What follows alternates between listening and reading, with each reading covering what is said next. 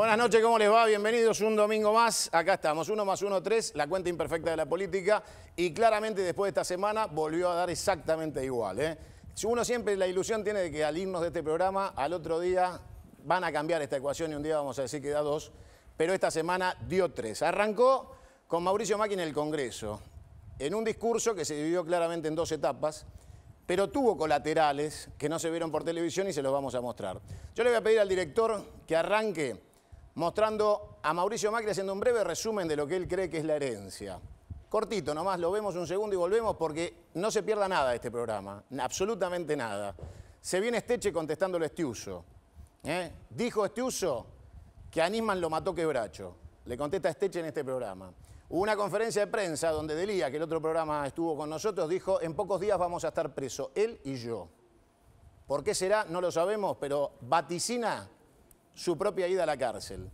Aguántenos un ratito, métase con nosotros todo lo que falta de este programa. Mire los invitados, Dire Pané, no se pierda de nada. Lula preso, Brasil en crisis, la Argentina, ¿qué pasará? Los fondos buitres, todo un tema. Fue Pratgay al Congreso. Hay que sacar urgente, como siempre en la Argentina, 2 leyes, derogar 2 leyes para que el acuerdo se pueda llevar adelante, y hay que imprimir bonitos por 15.000 millones de dólares, nada más ni nada menos. No todos están de acuerdo. Mauricio Macri, y ya venimos, no te vayas de ahí, no te muevas. Vamos a analizar toda la realidad argentina. Quiero ser claro sobre el punto de partida, ya que venimos de años en los que el Estado ha mentido sistemáticamente, confundiendo a todos y borrando la línea entre la realidad y la fantasía. Así, la credibilidad y la confianza fueron destruidas. Del 2006 al 2015, los argentinos pagamos más impuestos por 694.000 millones de dólares que en la década del 90. Pese a eso, encontramos un Estado con dificultades para resolver sus principales responsabilidades. Más recursos no implicaron una transformación de nuestras escuelas, hospitales o una mejora en la seguridad. Más recursos no permitieron ni siquiera reducir los problemas estructurales de pobreza e indigencia. El 29% de los argentinos está en la pobreza y el 6% vive en la indigencia. Además, alrededor del 42% de la población carece de cloacas, el 13% no tiene agua corriente y más del 40% no tiene conexión a la red de gas. Hace una década que la Argentina es uno de los países con mayor inflación del mundo, con un promedio anual arriba del 20% y una inflación acumulada aproximadamente de 700% en los últimos 10 años. El modelo de inclusión social y crecimiento del que tanto habló el gobierno anterior nos llevó a la pobreza y la exclusión. Bueno, esto es lo que Macri dice que encontró, esto es lo que Macri no dijo hace 3 meses atrás y quiso decir ahora. Algunos festejaron, Durán Barba decía no lo digas, solo el 7% de los argentinos quiere que digas esto. Macri consideró que lo tenía que decir igual, trajo consecuencias obviamente, pero esto es lo que hay, señores. Así que me voy a tomar mi café habitual de todos los días. Buenas noches. ¿Cómo le va? Acá le traigo su café. Muchas gracias, siempre corto, amargado, oscuro. ¿Es su descripción eso? No, yo soy pelado, alto. Bueno, no, tome, te agradezco. Bueno, agárrelo. ¿Siempre con problemas usted? ¿Nunca un día bueno? Más o menos, a veces Más o sí, menos. a veces no, como todo. Como todo. ¿Tiene problemas de pareja? ¿Algo le pasó? No me hable de ese tema. ¿Qué le pasa? Ahora, cuénteme. Me acabo de pelear con mi novio. Bueno, pero eso nos pasa a todos. Una cuestión de piel. Bueno, pues cualquiera se enamoró alguna vez, tuvo una discusión, llegó a la cuestión de piel y se separó. No, una cuestión de piel, no me quiso regalar un bisón. No sea Un impresentable. miserable. No sea impresentable. Cómpreselo trabajando, ¿no está trabajando usted? ¿No quiere que le haga una fiesta? Sí, no es el lugar. ¿De qué está hablando? Un estudio de televisión que va a hacer una fiesta acá. No, una fiesta. Estoy organizando Sí. eventos, fiestas, una fiesta de cumpleaños. ¿Usted que le encanta organizar su cumpleaños? ¿No quiere que se lo organice? Me encantaría. ¿Lugar grande? Conseguí un lugar por 2 mangos espectacular, grande, luminoso. Buena música. Música la que quiera. Mire que me gusta mucha música. Ya lo sé, por eso se lo ofrezco a usted. Bueno, está bien. Hasta acá me convenció. ¿Dónde sería? El Hospital Posadas. Como el Hospital Posadas. No corresponde. No sé de qué está se mal. ríe. ¿No vio la fiesta que hizo Sabatella, 600 lucas, Pero Víctor está mal, no Heredia? está bien. Bailaban los enfermos, cóctel impresionante. Pero no está bien, no está bien que ¿Y a usted use usted el no le Hospital parece? Posadas. Yo me asocié con Sabatella y ahora vamos y vamos. ¿Cómo van y van? Bueno, una puntita tengo yo. Pero escúcheme, yo de ninguna manera le voy a alquilar el Hospital Posadas. Y es más, nadie se lo va a alquilar. No, no diga eso. Sin ir más lejos, Sí. me lo alquiló Oji Junco para hacer una fiesta gay. ¿Y cómo le fue? No, se suspendió porque lo clavaron todos los invitados. Tómese la garraje Bueno. acá. Vaya. Acuérdese lo Bueno. que le digo, mientras haya un gobierno siempre habrá un corrupto. No diga eso, mire la Sí, presencia señor. que tenemos. Impresentable. Bueno, en medio de todo esto, claro, Sabatella se hizo una fiestita de 600 lucas en el Hospital Posadas y dijo que una cosa son los enfermos y otra es hacerse una fiestita en el Posadas. Así que no hay problema para Sabatella. Y les voy a pedir ahora, hablando de Sabatella, que pasemos un pedacito de los impresentables de los diputados del Frente para la Victoria que en el medio de la Asamblea Legislativa hacían esto. Pero estamos convencidos que la inflación va a ir bajando hacia el final del año. La principal medida para eso... Silencio, por favor. Vamos a respetar al presidente, por favor. Hay que respetar el voto democrático. Señores, hay que respetar el voto de la democracia.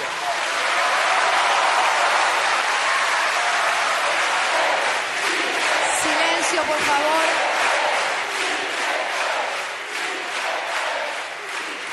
Vamos a seguir escuchando el mensaje del presidente, por favor. Silencio.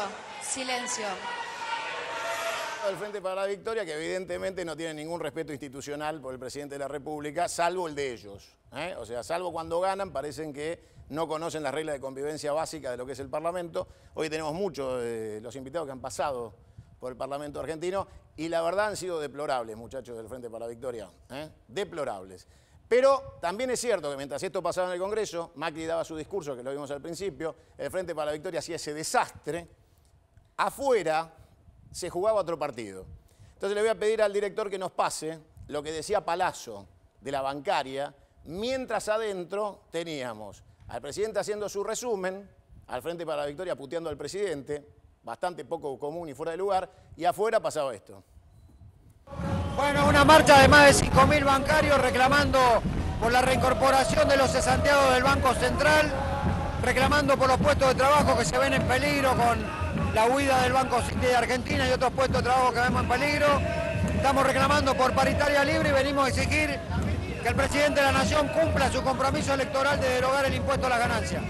Perfecto. ¿Esto quiere decir que ya el periodo de espera con el gobierno de Macri está terminado? Nosotros entendemos que no hay ni periodo de gracia ni no de gracia. Hay medidas de gobierno que están afectando a los trabajadores y particularmente a los bancarios, como son despidos sin causa, persecutorios, y como son este nuevo decreto de impuesto a la ganancia que ha sumado a 20.000 trabajadores bancarios a pagar el impuesto a la ganancia. Entonces acá no hay ni tiempo de gracia ni no gracia. Hay medidas que han perjudicado y esta es la respuesta del sindicato bancario. ¿Cuáles van a ser las medidas en caso de que estas medidas sigan siendo hacia adelante? Bueno, nosotros estamos analizando la continuidad del plan de acción la semana que viene, que se va a reunir el Consejo Directivo para eso, y luego empieza la paritaria y si no hay una respuesta acorde a nuestros reclamos, seguramente van a haber medidas de fuerza antes de que termine marzo. Muchas gracias, don Palazzo. Gracias a usted. Bueno, medidas de fuerza antes que comience marzo. Ibarra, ¿cómo le va? ¿Qué tal? ¿Cómo está? Y este es el resumen de los 3 partidos que se jugaban en el Congreso. Oficialismo, oposición y calle. ¿Cómo lo viste? Estamos llegando a los 100 días de gobierno de Macri, que me parece que es un gobierno claro, no es sinuoso, se sabe a dónde va. Digamos, se puede ser que esto es una virtud, puede ser, por lo menos no tiene dobleces. Ahora, ¿hacia dónde va? ¿Hacia dónde va? Va a beneficiar a los sectores más concentrados de la economía, va a beneficiar a las corporaciones. Apunta concretamente a consolidar lo que siempre en definitiva expresó. En esto yo debo decir, a mí no me ha engañado. Uno pensaba que no iba a ser tan brutal, si se quiere, que iba a disimular. De moderado, poco. Pero además, muchas de estas cosas ya mostró la punta en la Ciudad de Buenos Aires. Tomó una, el tema de la deuda. ¿Alguien se sorprende que Macri endeude? Porque la deuda en sí no es ni buena ni mala, depende para qué, la tasa, objetivos, etc. Muy bien. Pero endeude es una deuda monstruosa. la que vamos a tomar ahora, pero se ha hecho deuda innecesaria, injustificada y carísima en la ciudad de Buenos Aires. Transformó la capital y lo votaron. No, que lo votaron sí, pero a ver, y ganó también ahora. Yo no estoy hablando del tema del voto, que pasa por muchos otros lados. Que gane una elección no quiere decir, bueno, está bárbaro. Perfecto, porque el componente del voto tiene muchas vertientes, no es solamente lineal, se vota la gestión. ¿Cuánta gente votó contra el gobierno nacional? Muchísima. Y le ponían al Pato Donald y votaba al Pato Donald contra Cristina. Es así. Entonces, ese es otro análisis. Ahora, llega, elimina retenciones. Bien, ¿esto qué favorece? ¿El trabajo? No. Sector exportador, agrícola, pero después no se conforma, va también al sector minero. Pero además le dicen, no, señores, no solo les voy a eliminar las retenciones, además vamos a devaluar, devaluación brutal. Cosa que sí, ahí sí, si uno mide con respecto a lo que decía antes, hay contradicciones. En los hechos nadie se extrañaba. ¿Cuándo? Sí, a ver, una ¿Vos cosa es... sí. Se parece con Mauricio, los dos son ricos y los dos devalúan. O sea, no hay mucha diferencia en eso. El gobierno nacional tenía, es más, algunos dicen, injustamente o por error, pisado demasiado el dólar en términos de lo que era el dólar oficial. Y Cristina nunca tuvo el dólar de 16. A ver. Si lo hubiera tenido... No, era por ahí. Pero además, esta es la esencia de Macri. Va a beneficiar a esos sectores, no importa. Pero además, generando conflicto. Porque dice, voy a achicar el Estado, despido. Mentira. ¿En la ciudad achicó el Estado? ¿No lo achicó? Lo sobredimensionó. Pero... esto aparte es una tarea de manual para cualquier chico. No. Para cualquier chico, yo llegué y no eché. Pero si está él llegó, echó, pero echar. además sobredimensionó, ¿no? Lo agrandó. O sea, y no tiene que ver una relación con mayores prestaciones, porque otra es cuando se generan más servicios, ¿no? Bueno, puede haber. En este caso no. Y entonces, más direcciones generales, más subsecretarías, toda la estructura de la ciudad, más dependencia, la sobredimensionó. Claro, hecho al principio y después toda gente propia. Con lo cual esto de que echa para achicar el Estado, que está subvencionado, es verso, es para después poner lo suyo, a ver. Y no quiere tener lo que él entiende, porque tampoco analiza caso por caso, ha hecho cosas absolutamente injustas, y no una o excepcionales, muchísimas, de gente que estaba trabajando.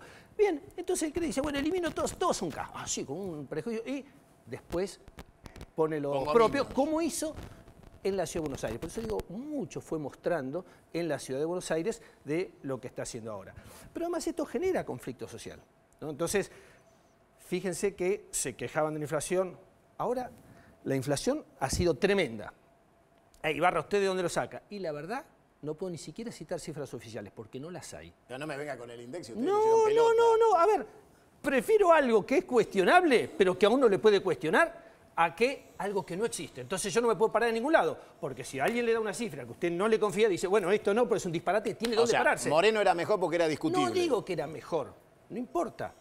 A ver, hoy hay una inflación tremenda, no se mide. ¿Cómo que no se mide? Pero no lo vendían el índice Congreso, con 4 personas, ¿no? No, ahora no pueden. Entonces, devalúan, se traslada a los precios. Una inflación tremenda, no la ha habido. Mire, y a fin de año veremos cuándo piensa él que se va a calmar. Pero además esto genera conflicto, porque la gente se lo siente en el bolsillo. Por más que prenda la televisión y le cuenten que está todo bárbaro, no está todo bárbaro, porque lo ve cuando va a gastar. Usted se está aprovechando de la factura de luz. No, de luz, del supermercado, de lo que quiera. Que ojalá fuera solo de luz, de lo que fuere.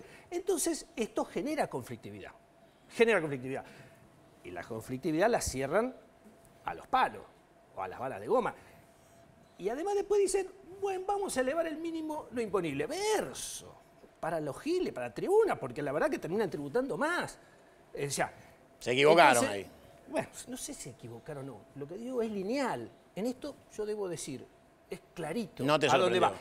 Esto es la filosofía Durán Barba, que dice, durante la campaña prometés toda alegría, la revolución de la alegría, globos, etc.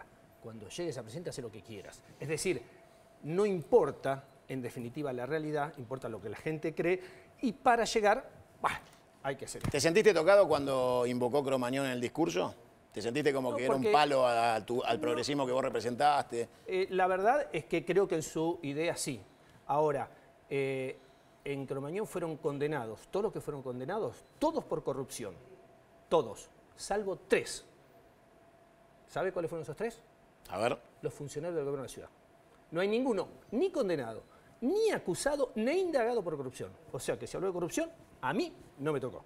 Porque los funcionarios de la ciudad, no. Lo que pasa es que ese fue el discurso que instalaron. Pero de todos por la justicia, por eso no creerle Ibarra, creerle al otro, no.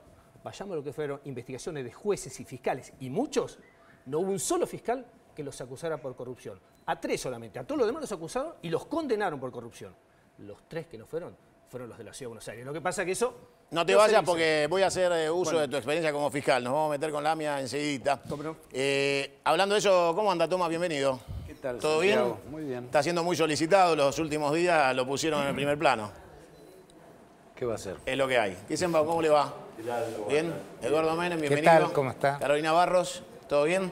Les voy a mostrar la introducción, apenas, un poquito de lo que es Esteche. Estiuso dijo que Bracho mató a Nisman. Entonces fuimos a ver directamente al supuesto asesino. Señoras y señores, Esteche. Y seguimos en semanas de muchísima actualidad y de muchísimo movimiento. Y estamos con alguien que esta semana es noticia y no de la mejor manera. Y le vamos a la primera pregunta, va a ser difícil, Esteche, ¿cómo le va? ¿Qué tal? Gracias por invitarme. No, por favor. Dice Estiuso que usted es el asesino de Nisman. Sí, nosotros sostenemos que Estiuso es el pergeniador de toda esta maniobra que tiene que ver con la denuncia, con el martirio y eventual, si hubo un asesinato, eventual asesinato, y con lo que está haciendo ahora, que es un encubrimiento. Está produciendo lo mismo que hizo en la causa AMIA, lo está produciendo ahora. Está encubriendo, está alejándonos de la verdad, y es el tipo que tiene claramente la posibilidad de alumbrar la verdad. Entonces, semejante y fabulosa imputación como la que ha hecho Estiuso, nosotros creemos que solo puede caberle a quienes están cautivos de una fascinación en términos de la psicología, de que necesitan una respuesta, no importa si es verdad, necesitan una respuesta. Decía Esteche, Toma, es una fábula que la gente necesita creer porque están necesitando una respuesta y Estiuso llena ese espacio a la ignorancia popular echándonos la culpa a nosotros. No conozco ningún culpable que asuma su condición. A ver, Esteche es un personaje nefasto. Siempre se sospechó que estaba vinculado al financiamiento del propio gobierno, era una suerte de fuerza de choque, y además también presunciones muy concretas de que recibía financiamiento de Irán. Hay una famosa foto donde aparece Esteche, Delía y Moshen Rabbani. Moshen Rabbani fue el que armó toda la estructura de inteligencia y ambiental previa que terminó en la voladura de la AMIA. Ese señor se le tendría que caer la cara de vergüenza. Además, que Bracho como tal no es una banda de niños del jardín de infantes. Yo me acuerdo todavía de lo que pasó con la casa de Neuquén, cuando la quemaron. Si la gente no salía como rata por tirante, para decirlo en lenguaje, se morían adentro. Y encapuchados, con palos incendiando. Realmente Esteche no tiene ningún tipo de autoridad moral para hacer ni decir absolutamente nada. Ahora, usted lo menciona a Moshen Rabbani, entonces uno dice, algunos se sorprenden, lo vi a usted en el programa de Santiaguito del Moro, y algún periodista se sorprendió de algo que nosotros tratamos con usted hace mucho tiempo en este programa, que era la descripción del informe que imputa claramente la responsabilidad de Irán sobre la voladura de la AMIA. ¿Usted me puede refrescar rápidamente para que la gente entienda que esto no es una novedad? Porque si hay algunos colegas que creen que es una novedad a esta altura, estamos en problemas. No, lo que pasa es que lamentablemente, más allá de todas las veces que yo lo he solicitado, el informe AMIA de 2002, sobre el cual desarrolla después toda su investigación el fiscal Nisman, y finalmente en el 2007 Canicova Corral obtiene las circulares rojas de Interpol para detener a los 5 funcionarios iraníes involucrados en el atentado. Al no ser desclasificado, la sociedad no tiene por qué conocerlo, lamentablemente. Pero ahí yo diría lo siguiente, Santiago. La sociedad argentina tiene 2 demandas respecto de esto, la verdad y la justicia. La verdad está claramente establecido con pruebas suficientes de cómo se generó. Exactamente, Irán está involucrado hasta el infinito con esto. Lo que falta es la justicia. Bueno, obviamente Irán nunca iba a aceptar someter a sus funcionarios a un juicio. Esta es la expresión final, la tiene el memorándum de entendimiento. Era claro que Irán estaba buscando ganar tiempo, aparecer como colaborando con la investigación, porque sabía que más temprano o más tarde, y esto para mí es uno de los factores de la muerte de Nisman, quería obtener de la Argentina la tecnología nuclear necesaria para cerrar el ciclo y construir la bomba. Sabía que más temprano que tarde Occidente iba a terminar ocurriendo lo que ocurrió, poniéndole límites. Por lo tanto, tenía que ir a ese memorándum, que era un objetivo central de la geopolítica, además de levantar las circulares rojas de sus funcionarios.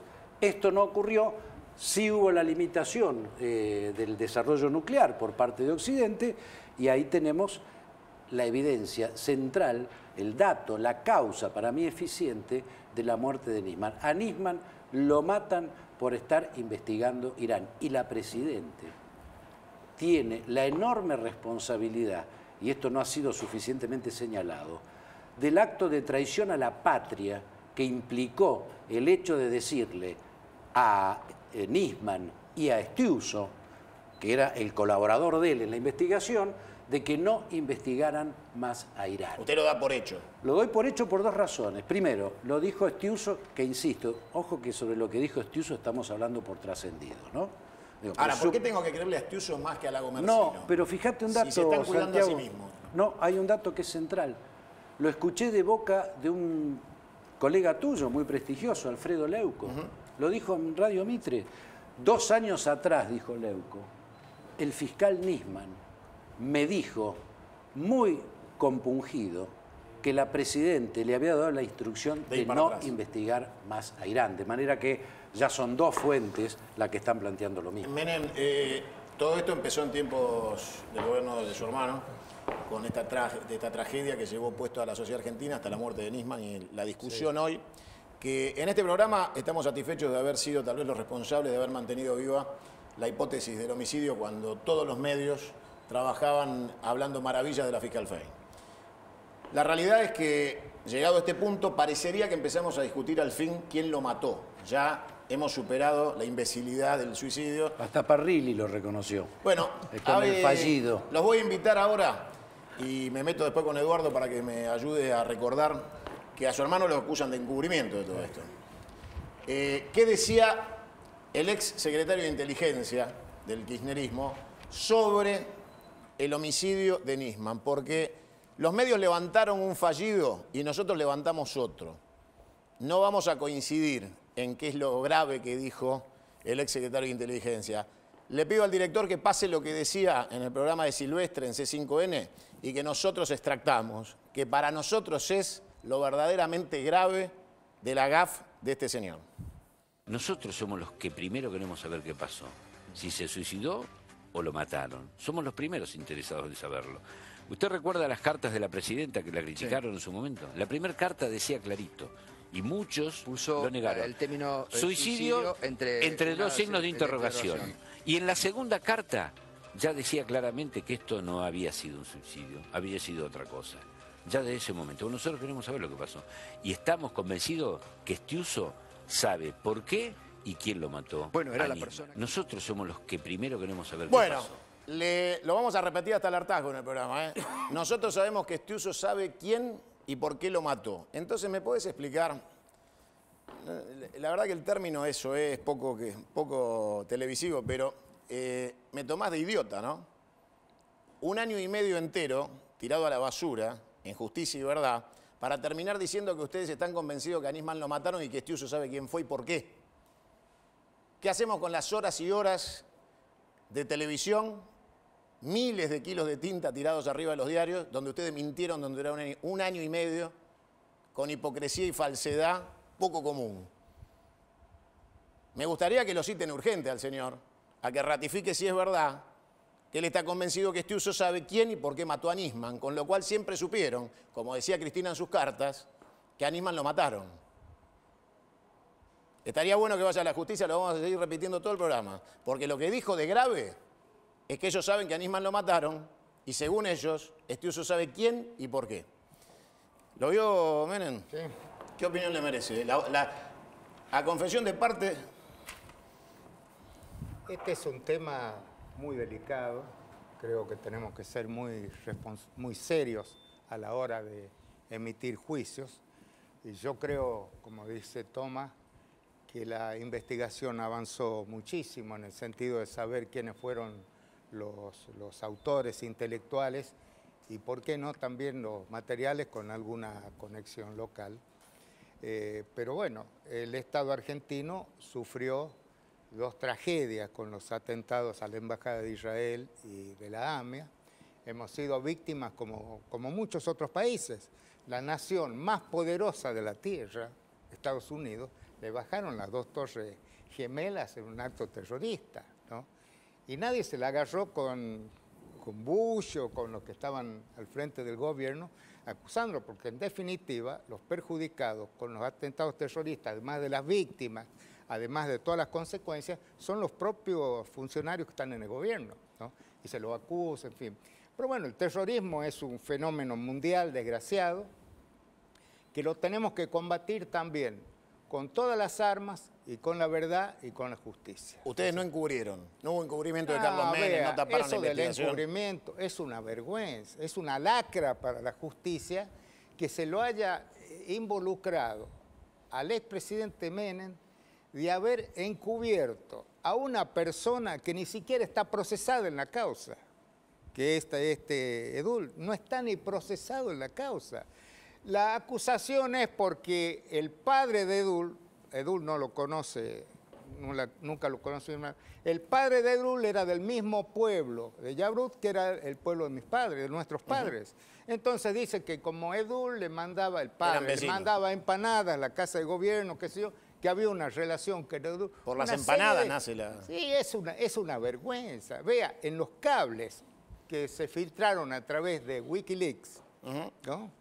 Hay un cable de la Embajada de Estados Unidos, si tenemos por cierto esas filtraciones, que decía que la acusación a Menem que hizo Nisman en ese momento era para quedar bien con el gobierno argentino, porque no nos olvidemos que la señora presidenta, expresidenta, había dicho al principio que había que seguir la pista siria, sí, ¿no? Y como Edul es sirio, entonces inclinó la balanza para ese lado hasta que después, bueno, los hechos la llevaron por delante.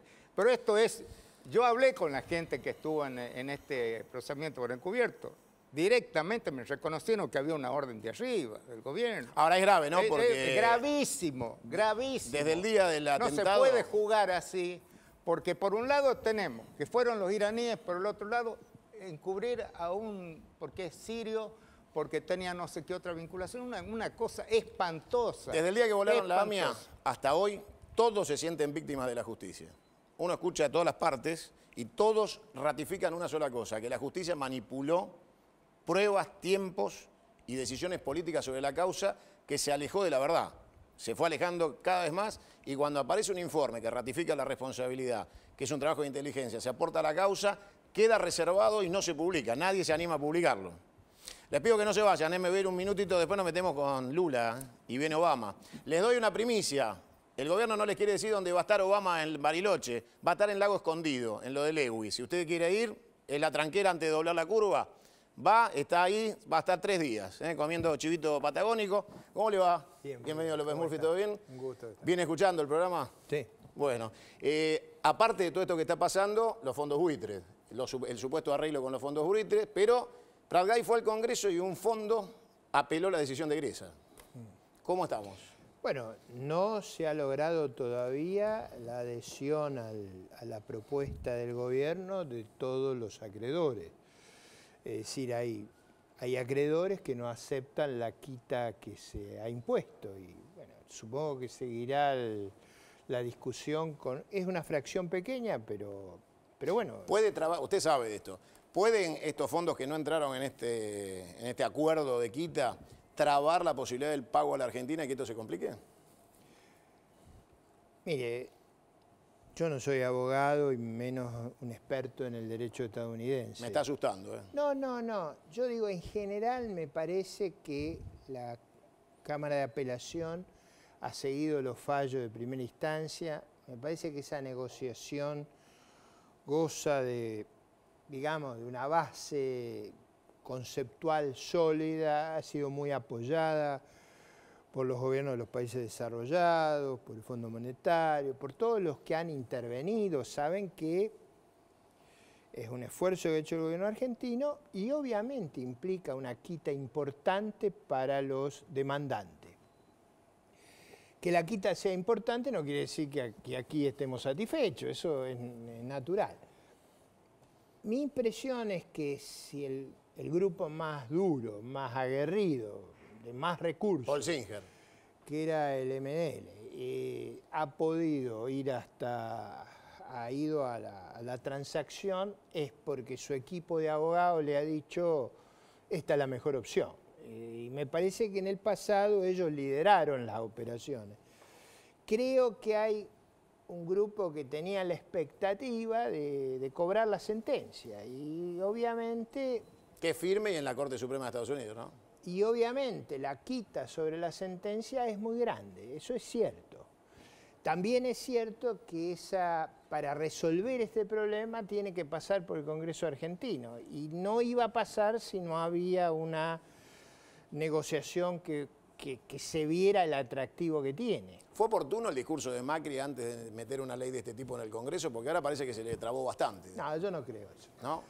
Yo no Frigerio creo está de que, reunión en reunión, no, atiende 6 teléfonos. Yo no creo que se trabe porque usted piense que en realidad el Poder Ejecutivo ha negociado en nombre del Congreso. Si usted me dice, esto se traba, una cosa que se trabe, otra cosa que se demore. Es lógico. Cuando usted quiso hacer un cambio, terminó... No, está bien, pero se trata de un evento distinto. Acá hay un evento, hay una negociación muy compleja.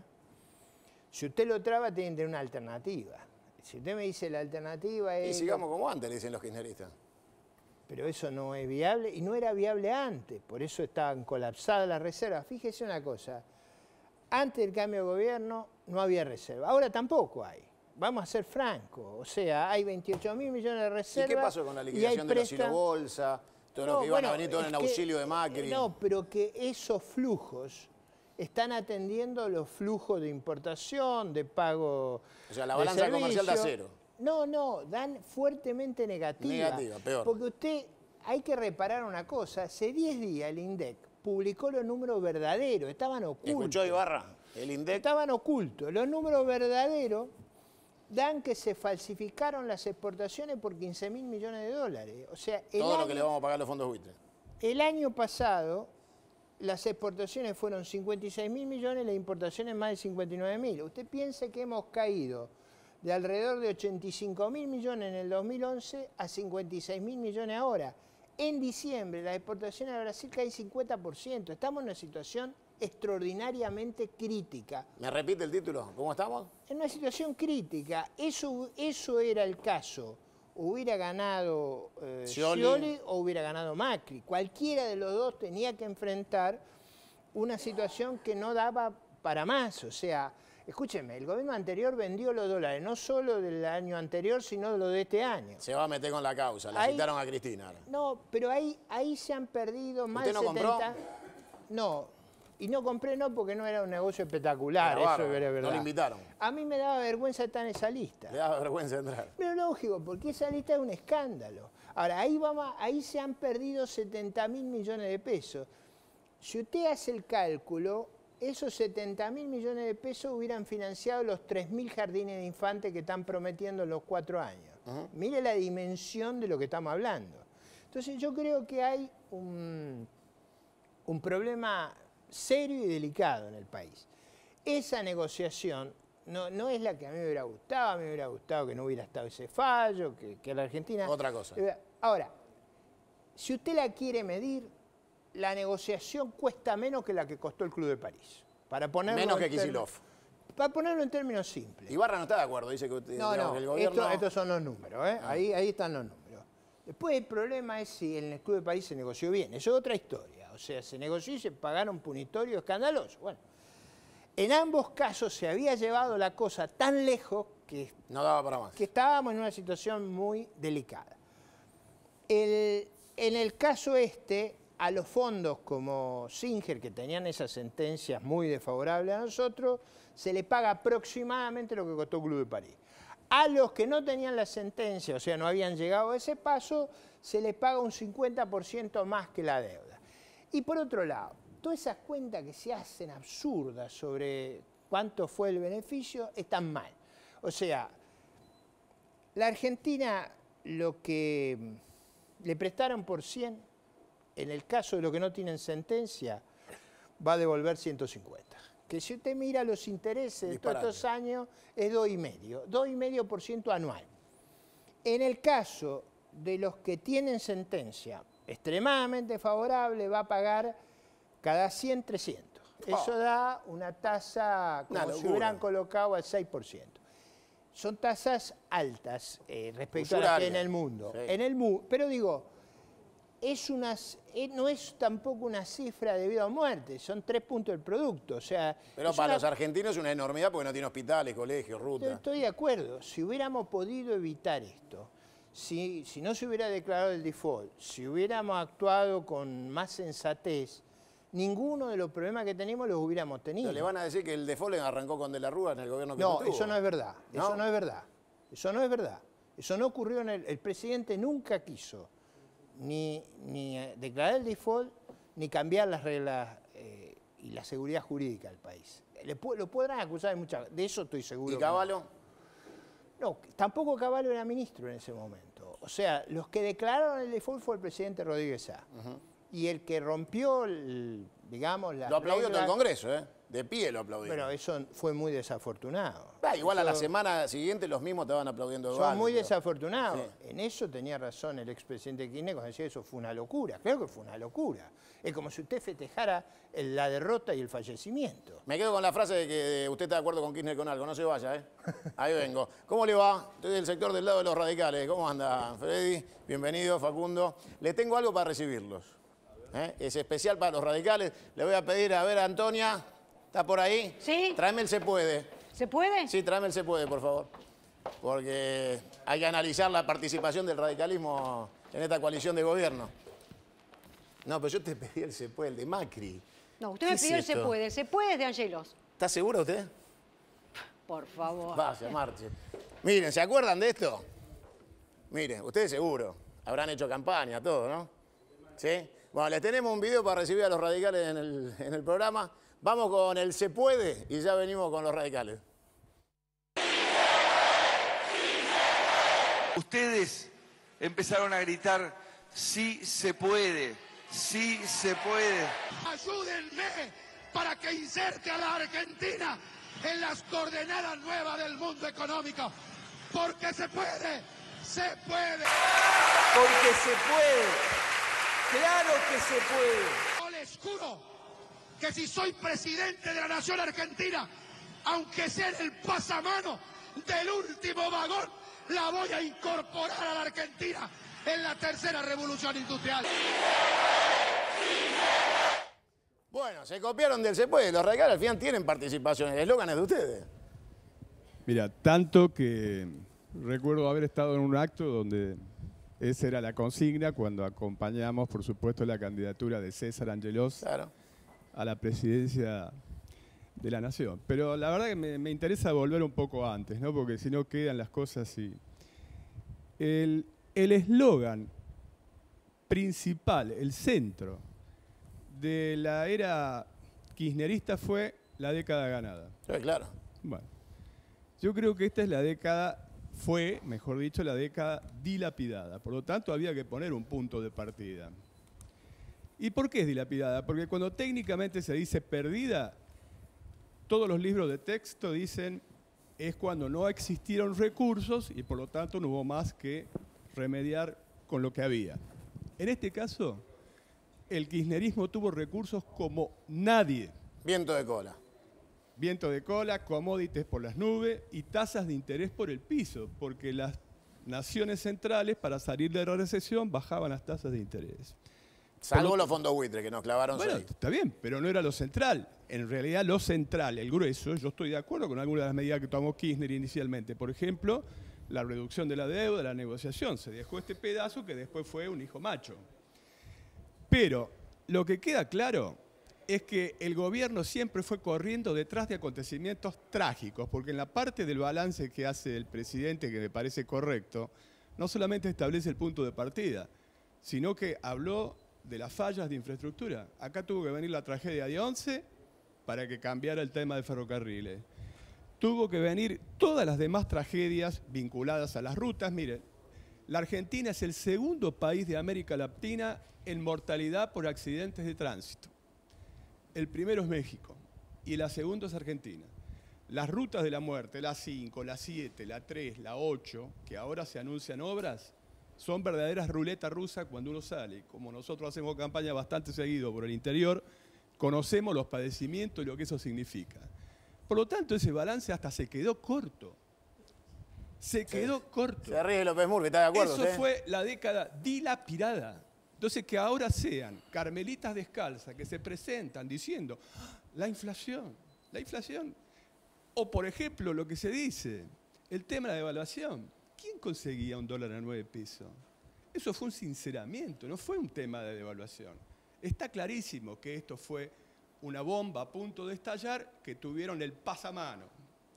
Y el pasamano tocó a este momento. Ahora sí hablo de los radicales. Obviamente, para adelantar, para enfrentar lo que viene, yo creo que el gobierno va a necesitar ampliar mucho su base de sustentación, su base de apoyo. Y en eso nosotros somos un partido nacional, con estructura, etcétera, organizado, que debemos tener un nivel de participación, porque no es que no hemos corrido. Yo creo que uno de los errores de Macri, y lo digo claramente, fue que 2 días después de la convención de Gualeguaychú, él dijo, no va a haber gobierno de coalición. ¿Los cagó? No, eso se trata, es una decisión de él. Yo la puedo respetar, no estoy de acuerdo. ¿Lo hicieron presidente ustedes con esa convención? No estoy de acuerdo.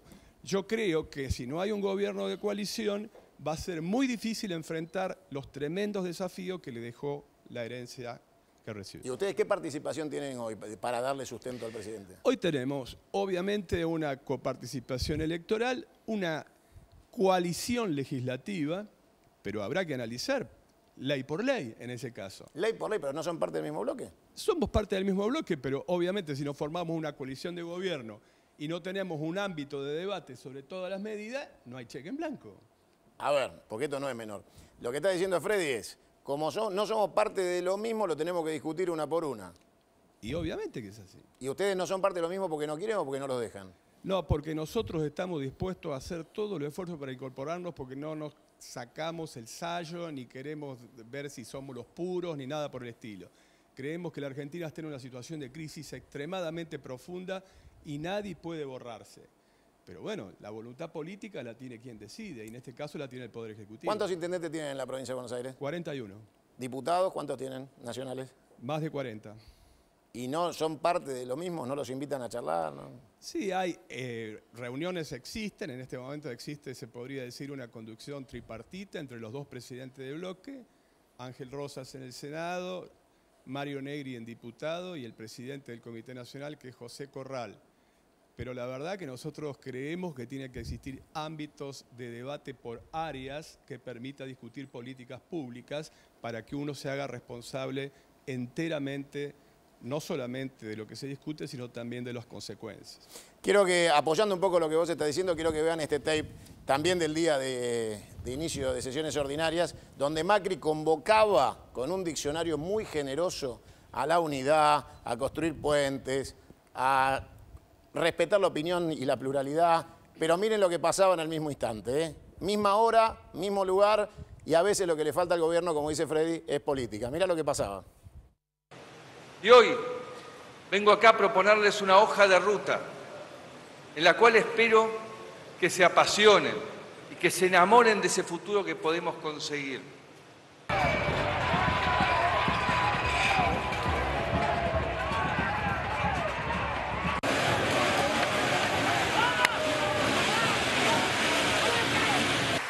Debemos unirnos en esta agenda de crecimiento y sin importar el partido político al que pertenezcamos, tenemos que trabajar unidos para cuidar a los argentinos.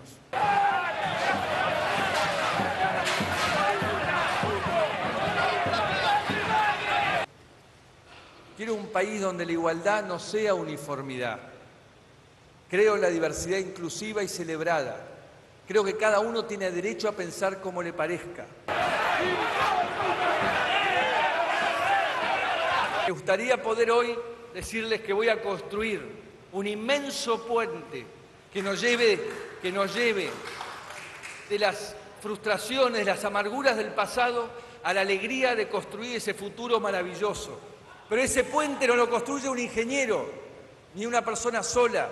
Ese puente lo construimos todos juntos o no se construirá jamás.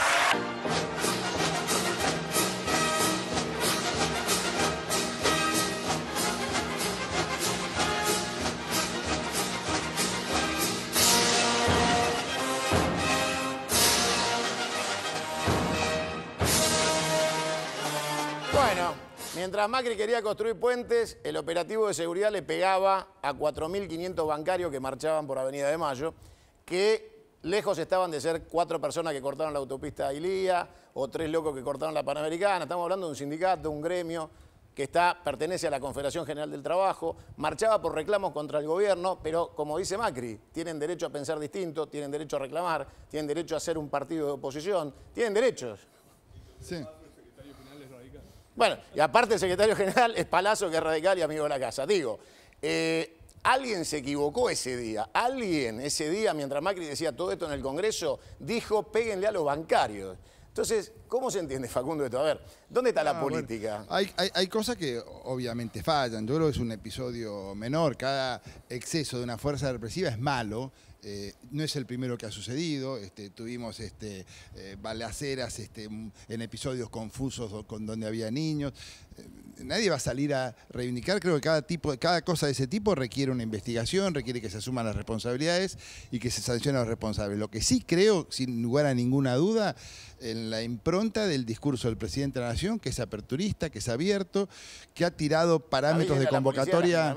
Bueno, no, pero ha tirado parámetros de convocatoria, enfrentar los problemas, hablar de la realidad.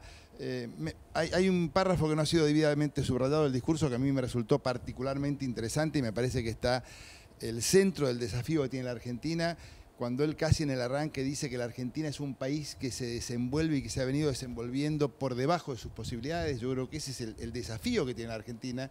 La Argentina es un país que da para más, que tiene que consolidar algunas cosas que había resuelto. La Argentina tenía 2 problemas principales en los últimos 30 años, que eran la falta de estabilidad democrática y económica. Y la verdad que una asociación de gobiernos radicales y peronistas le dio a la Argentina la condición del desarrollo, que era la estabilidad política, institucional y económica. Y hubo un gobierno irresponsable en los últimos 4 años que la pulverizó. Es casi para morirse de risa de que hablen de la espantosa inflación. Macri lo dijo con mucha claridad. Durante 4 años consecutivos fuimos de las inflaciones más altas del mundo. Lo que no dijo es que habíamos resuelto ese problema por mucho tiempo, y no solamente fue Menem, el propio de la Rúa y Kirchner mantuvieron la política de estabilidad como una política de Estado. Era imprescindible para que los argentinos no se empobrecieran tener a la inflación controlada. Y el kirchnerismo decidió que se podía convivir con la inflación y se le descontroló. Y eso generó los niveles de pobreza del 30%, del 6% de indigencia. Entonces,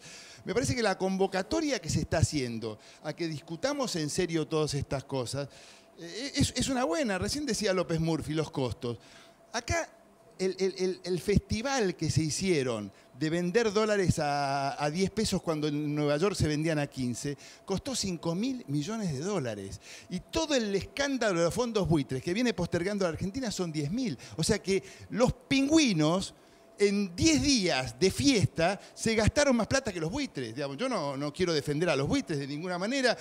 Comprar deuda barata de países quebrados con un sistema judicial que les convalida resarcimientos absolutamente indebidos, mal defendidos por la Argentina, no es algo para defender ni para elogiar.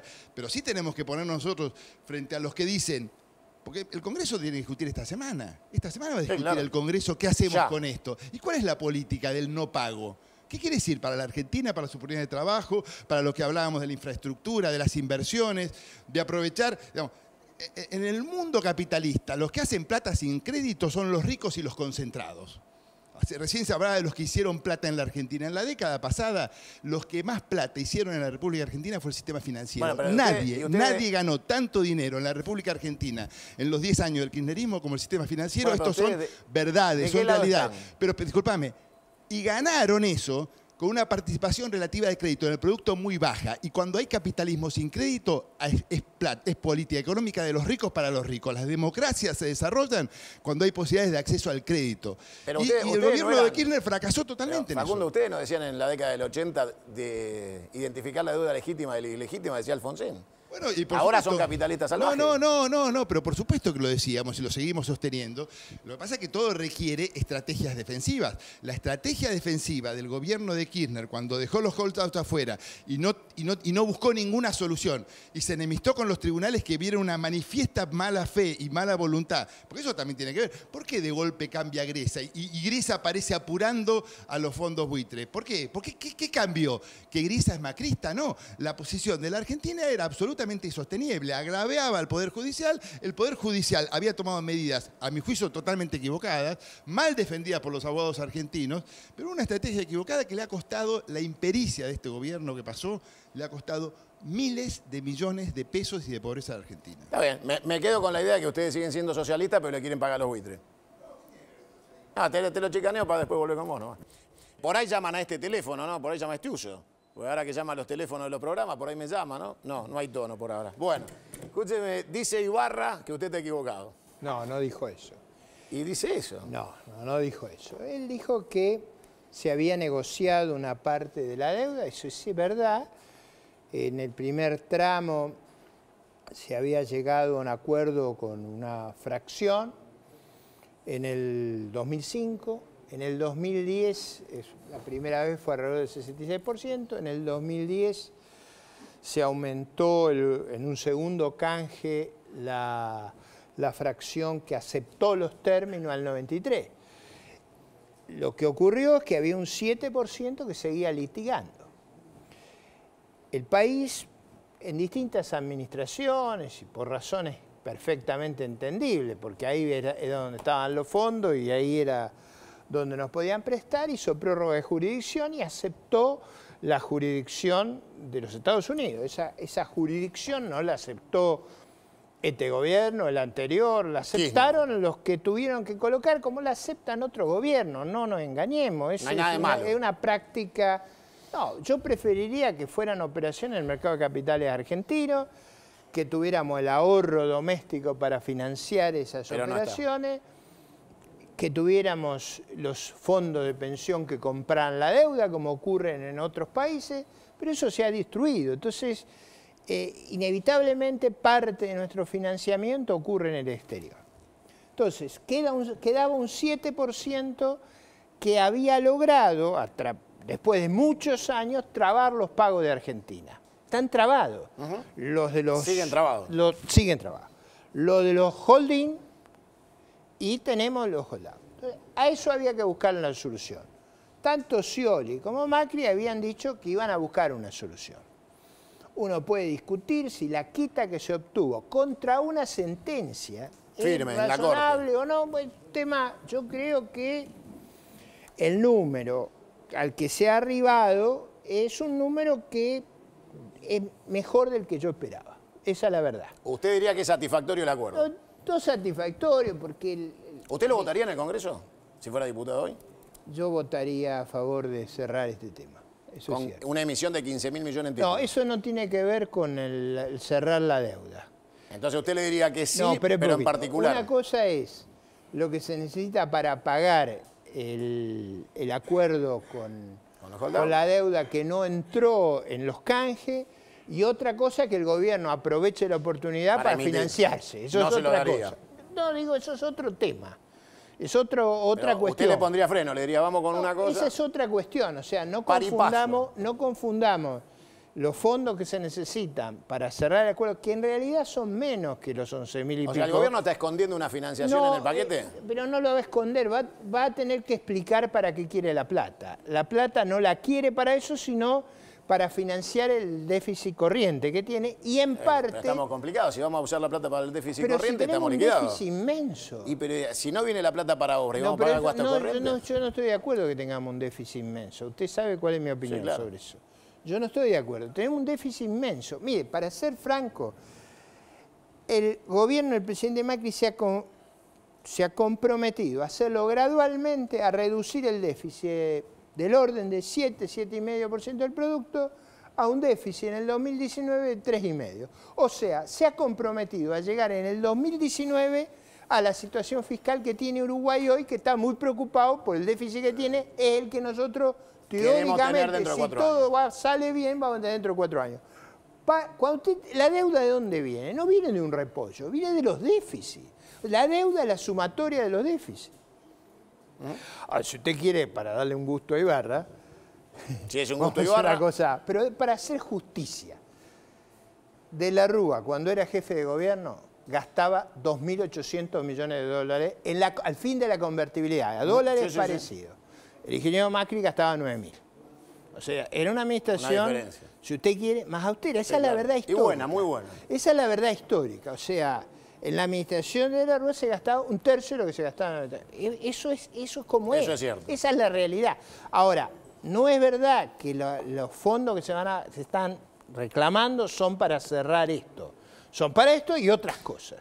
Entre otras, pagar lo que está en la reserva del Banco Central como reserva, que no lo tenemos para pagar a los holding, no a los holdout, que son los que aceptaron. Entonces, la operación es un poco compleja. Tampoco es cierto que se ha cerrado con todo el mundo. Tengo miedo que no alcance lo que vamos a emitir para cubrir ninguna de esas necesidades. Una cosa es la deuda del pasado. Otra cosa es la que vamos a emitir por los déficits que tenemos de ahora en más.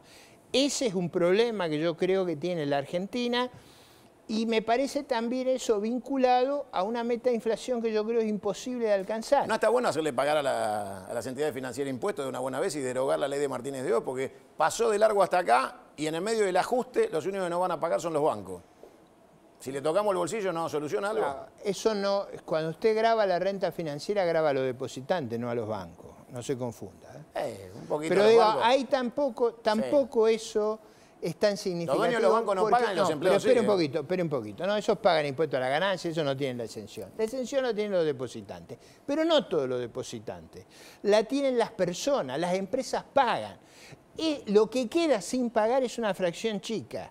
Y en general se trata de depositantes que no tenemos. Lo que nosotros necesitamos es que los argentinos, en vez de comprar dólares, vuelvan a creer en la moneda local y a depositar en el si usted le da una tasa del 37 mensual, yo también me voy a... No, mensual no, anual. No, le estoy dando...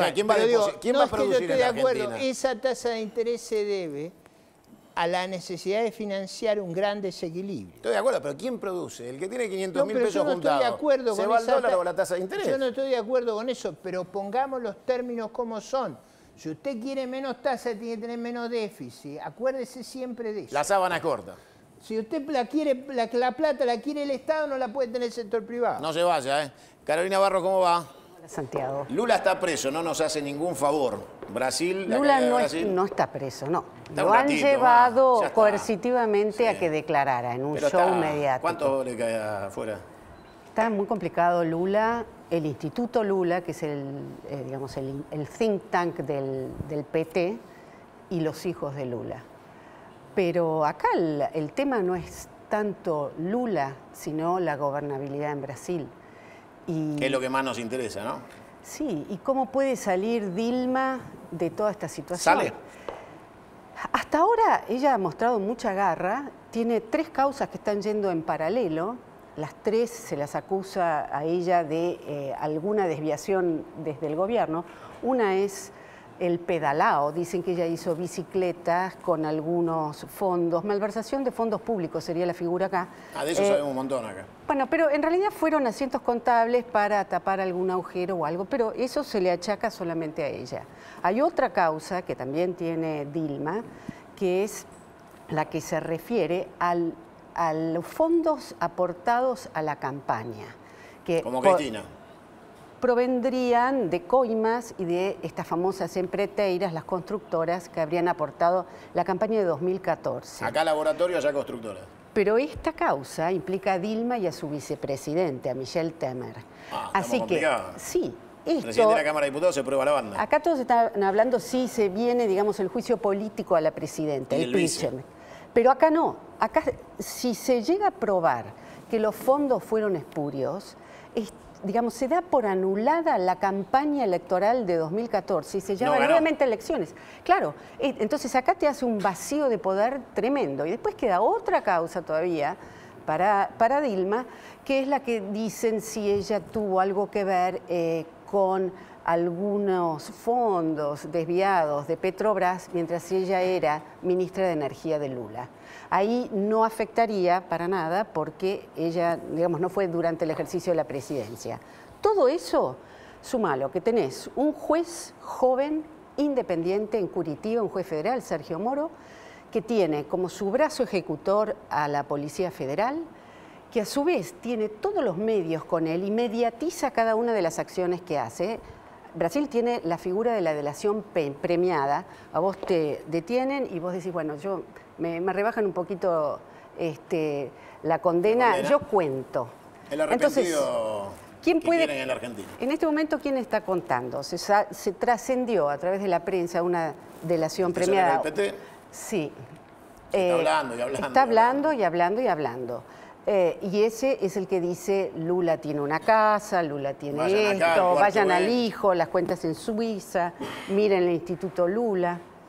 Está muy complicado. Y por el otro lado tenés este tremendo parate en la situación económica de Brasil, ¿Qué nos pone? con una tasa de desempleo que está llegando a los 2 dígitos, que fue para atrás el fenómeno de Brasil, que la revista The Economist mandaba como un cohete que iba a la luna, bueno, ahora lo están tirando todo lo de que cabeza. sube.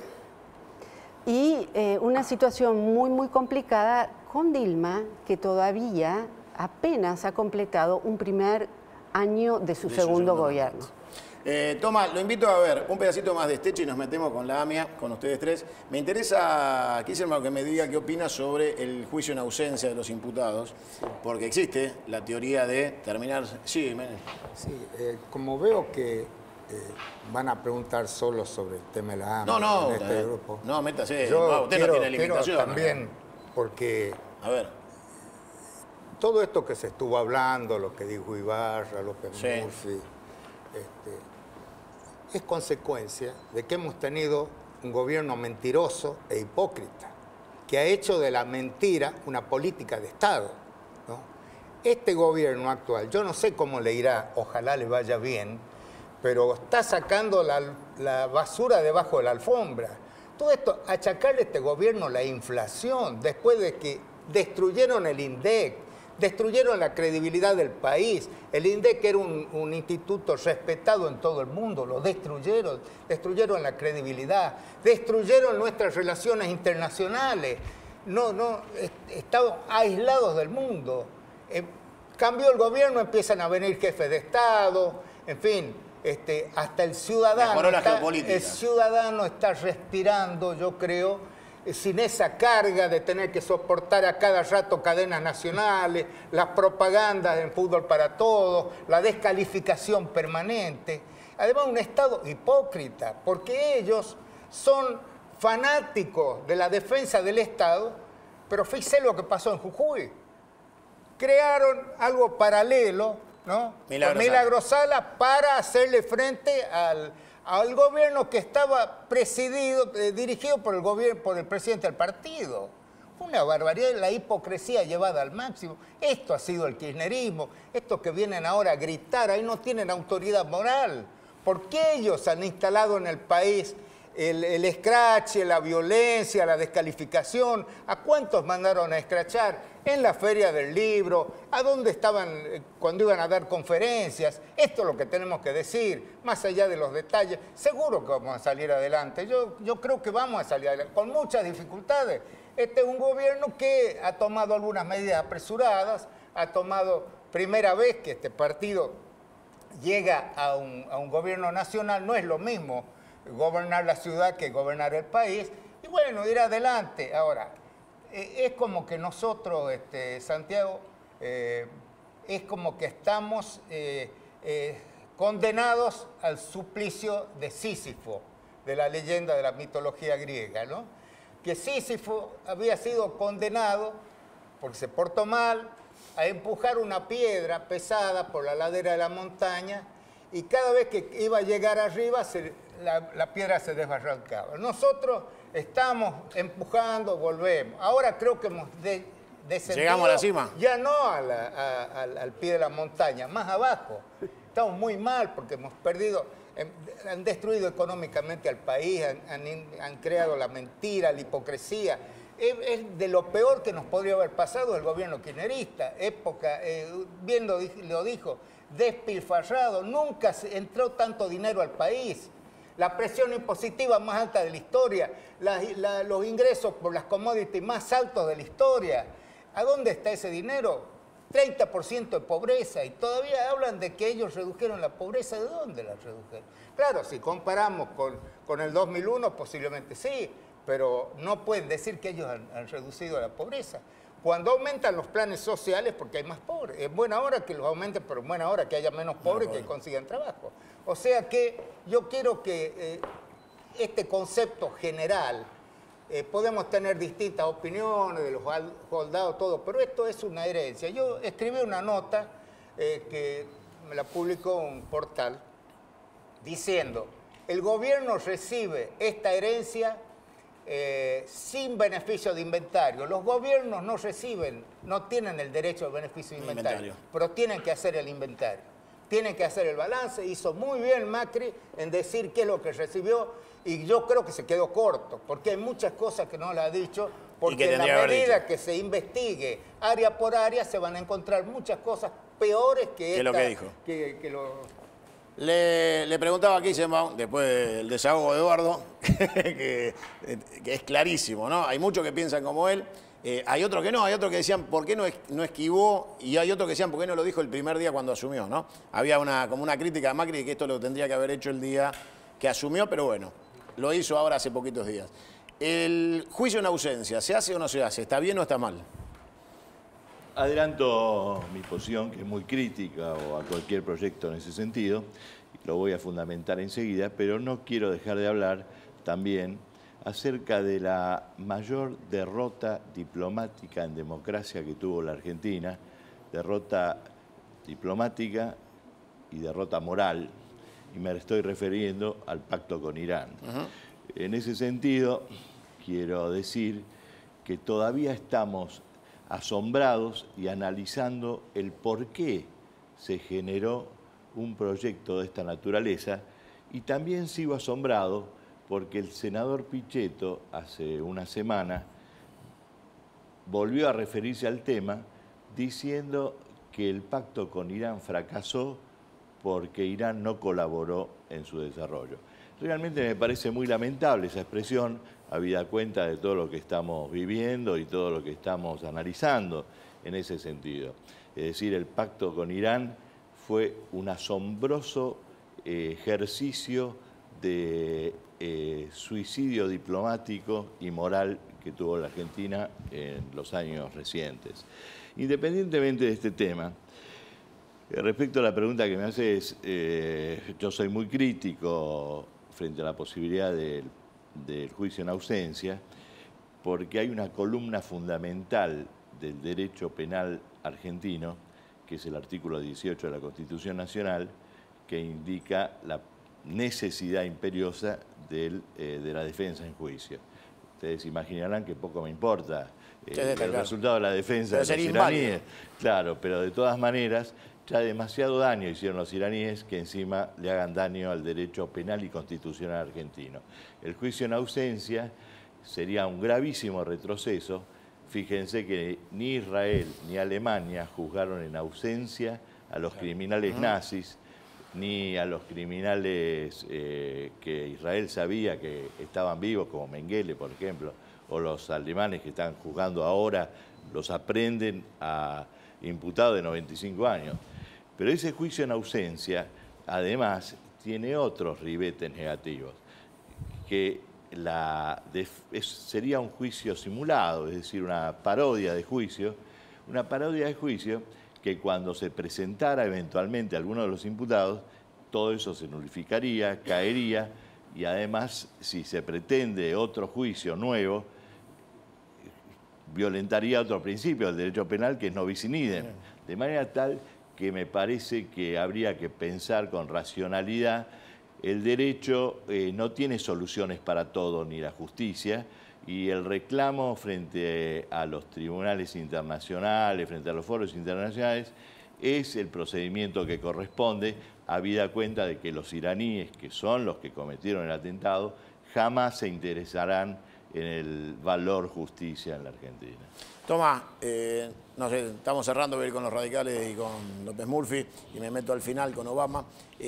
Estiuso, insisto, aparece, dice, ¿en qué se diferencia de la Comercino? ¿Por qué le tengo que creer a Estiuso algo que diga si él mismo puede ser una de las patas involucradas en el homicidio? ¿Por qué hay que creerle a alguien que viene y dice, yo sé sobre el otro, pero a mí no me miren? El impacto que ha generado la declaración de Estiuso es directamente proporcional a la inexistencia de investigación durante el año que hemos vivido, por clara intencionalidad y presión del gobierno sobre la justicia para avanzar solo, forzando la realidad, en la hipótesis del suicidio.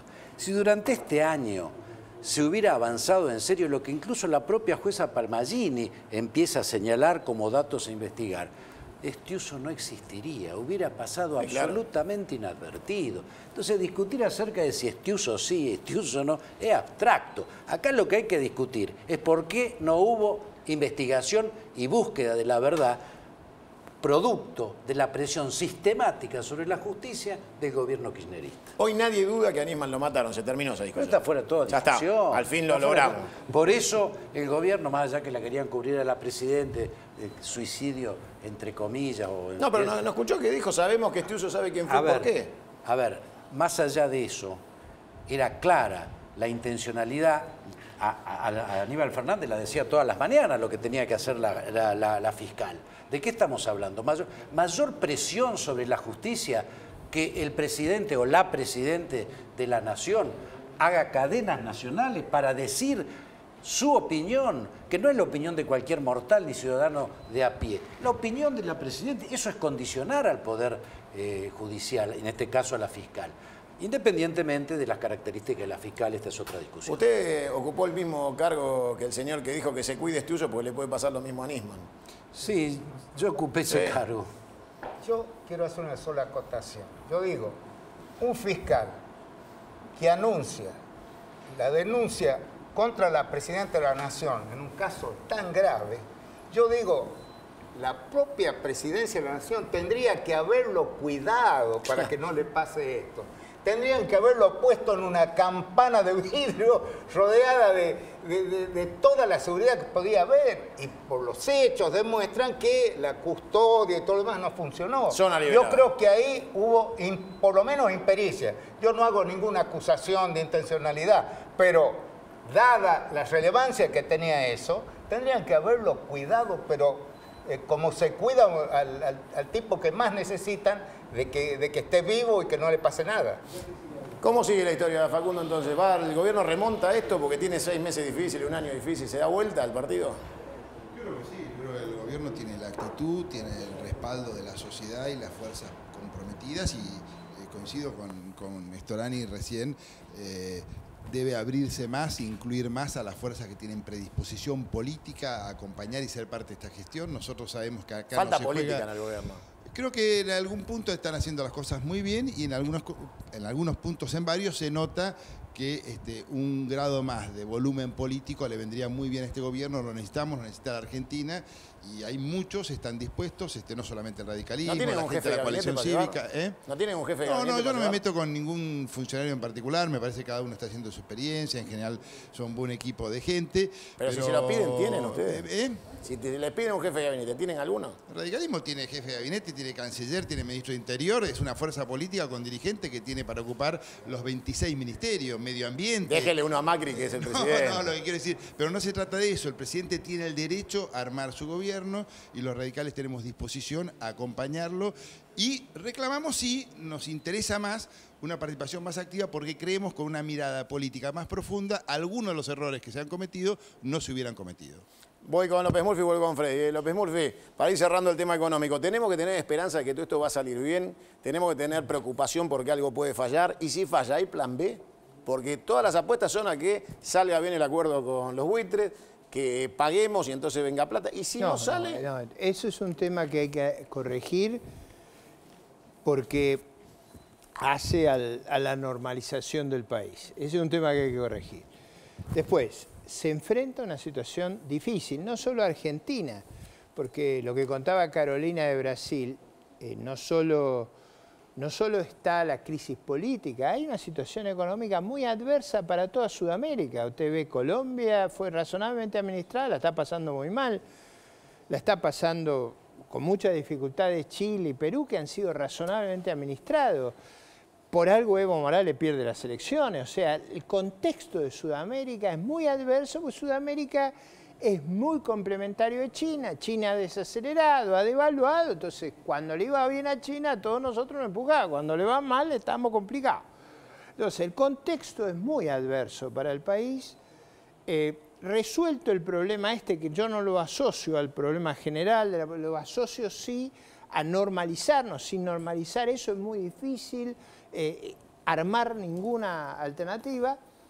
Yo creo que enfrentamos un año muy complejo, muy complejo. ¿Hay plan B? Porque ella no me la contestó. Siempre los gobiernos tienen continuidad, como decía el senador Menem. Sí, pero los que se fueron antes también tuvieron continuidad. Es sin beneficio de inventario, usted se tiene que hacer cargo. Yo no le voy a minimizar las dificultades. A mí, por ejemplo, no me parece realista una meta de inflación de 20, no me parece realista, no va a ocurrir eso. Me parece que partir de eso es un error. Bueno, genera conflictos, genera dificultades. Creo que hay que asumir con más realismo las dificultades, hay que reconocer los problemas. Yo creo que el país tiene potencial, tiene de todo, pero tiene, no tiene sobre plan todo B. ventajas estratégicas. A ver, esta es una zona del mundo donde usted no tiene conflictos regionales, raciales, religiosos, no tiene amenazas atómicas, químicas, bacteriológicas. O sea, usted ha construido, tanto hablamos mal de los gobiernos democráticos, hay algo que es muy valioso que se hizo durante los gobiernos democráticos. Se eliminaron los conflictos limítrofes, se firmaron los acuerdos de desmilitarización y de desarmar el aparataje nuclear. Yo creo que en ese sentido esta zona del mundo tiene una ventaja estratégica que la debe aprovechar en un mundo que está asolado por los conflictos. Así que no es cuestión de ser negativo. Las dificultades de cualquier manera están. Igual tenemos un déficit enorme. Eso no va a ser fácil. Y no solo fiscal, externo. Tenemos un agujero enorme. Igual no me contestó. ¿Hay plan B? Siempre hay plan B, C, D. Los países van a seguir vivos. Bueno, Freddy, la última. Me dice Facundo, que sí, el micrófono, que tenés, evidentemente, ministro, secretario, todo el radicalismo tiene todo para poner. ¿En algún momento vos crees que van a levantar el teléfono y decir, nos podemos juntar a tomar un café en Olivos? Miren, muchachos, necesitamos un poco de política. Ustedes nunca fueron CEO de alguna corporación, pero necesitamos a alguien que tenga más cintura que un pollo. ¿No? ¿Alguna mano? Nosotros no nos estamos ofreciendo para nada. Dimos un paso que creíamos que era imprescindible con la convención nacional que hicimos, porque había que equilibrar... ¿Lo hicieron presidente? No, exactamente. Había que equilibrar el sistema político argentino, eso era evidente. Hay dos reglas de oro en cualquier sistema democrático: equilibrio y control de poder, y alternancia en el ejercicio del poder. Si no hay hegemonía, autoritarismo y corrupción. Ese fue un gran servicio que el radicalismo aportó, pero no lo hizo, toma y daca. Si nosotros hacemos esto, creemos que para la crisis que la Argentina tiene que ver, y tiene que ver mucho lo que dijo Ricardo recién, efectivamente somos una zona, la región, por ejemplo la FARC, que están por solucionar después de su problema de tantos años con el gobierno de Colombia en La Habana. Cuba... reactiva sus relaciones con los Estados Unidos de Norteamérica, con la mediación del Papa. Tocan los roles. Bueno, entonces hay muchos signos positivos y hay otros negativos que se decían acá muy bien. Es decir, hoy la ministra de Relaciones Exteriores argentina dijo, si Brasil se resfría, la Argentina tiene neumonía y Brasil está más que resfriado. Porque este año 3,8 caída del PBI y para el año que viene... se pronostica, para el año en curso, mejor dicho, 4. Es decir, vamos a tener grandes dificultades. Yo creo que nosotros no tenemos que ponernos contentos en términos futbolísticos sobre supuestos liderazgos absurdos. Acá hubo una pésima política exterior, también del gobierno anterior, que jerarquizó una política de alianzas regionales que eran desastrosas, porque a esto que está diciendo, nosotros tuvimos una actitud patriótica, si se quiere, a propósito de lo que decía Aníbal. Cuando Kirchner negoció la deuda, al principio hubo una declaración pública de la Unión Cívica Radical, encabezada en ese momento por Alfonsín en vida, que todos nosotros firmamos apoyando. no sacándole el cuerpo. Y yo creo que la actitud que ahora están teniendo, cuando van apenas unos meses de gobierno, no es la misma actitud. No es la misma actitud. Y la otra cosa es entender que, por supuesto, hay que tener dos acciones simultáneas. A nadie le gusta lo que son los fondos buitres en el mundo. Y las acciones internacionales también para que haya un sistema nuevo, porque es una calamidad que existe ese capitalismo salvaje. Pero mientras no exista, es como decía Keynes, al mediano plazo estamos muertos todos. La verdad, yo no creo que eso se le pueda vender a alguien como proyecto político, que todos estemos muertos con el tema de patria o buitres. Eso es una insensatez absoluta. Por lo tanto, lo que hay que tener es una actitud patriótica de poner el hombro. Nosotros estamos dispuestos a hacerlo. Esperemos que seamos escuchados. Gracias, Freddy. Caro, viene Obama, va a dormir en lo de Lewis, en Lago Escondido. Eso decís vos. Todavía no es oficial. Sí, quédate tranquila. Hay un hotel hermoso con 56 habitaciones, sala de conferencias. Después, cruzando el lago, hay una mansión hermosa con unos cuadros maravillosos. Y ahí va a estar Obama. Lo importante del viaje de Obama es dos cosas. Una es un poco lo que estaba diciendo Storani. Forma parte de la gira de Latinoamérica que hace Obama. Va a estar los días 21 y 22. ¿No viene a pescar? ¿Viene a ver los en actos? La Habana. Mirá que allá, histórico. Hace desde el año 1926 que un presidente de Estados Unidos no va a Cuba. De ahí viene para la Argentina. Histórico también. La última vez que vino ¿Qué es más importante, que vaya Obama o que vayan los Rollins? ¿Qué rompe más culturalmente el bloqueo? Porque... Las dos cosas. ¿Sí?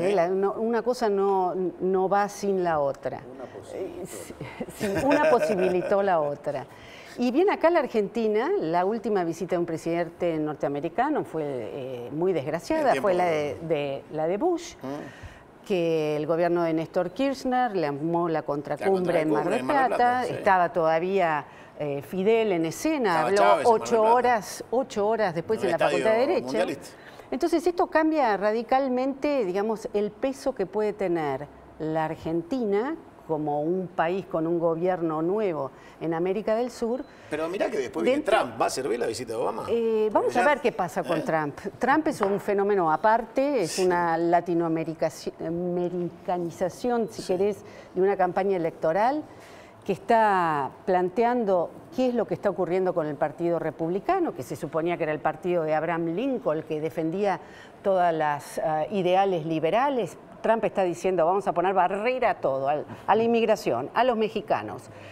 No vamos a comerciar ni con China ni con Japón. ¿Todos los latinos lo votaron? No, no es lo de los latinos. Lo están votando, el voto de Trump es la franja de la clase trabajadora y la gran mayoría del ciudadano norteamericano que se cansó de un estadista como es Obama no drama, tranquilo, y este hombre, Trump, está, además de ser un excelente showman y estar vendiendo muchísimos departamentos, porque digamos toda la escenografía que él monta es un departamento de él, en un edificio de él, está mostrando la bronca, la angustia que tiene la clase media y baja norteamericana. ¿No? Yo te dije que Trump va a ser presidente y vos no me dijiste que no. Me explicaste por qué nada más. No. O sea, me empiezo a preocupar ahora mucho no, pero ahora Obama. viene la parte buena de la campaña. Digamos. Todavía falta la definición, la nominación, y hay que ver si en junio,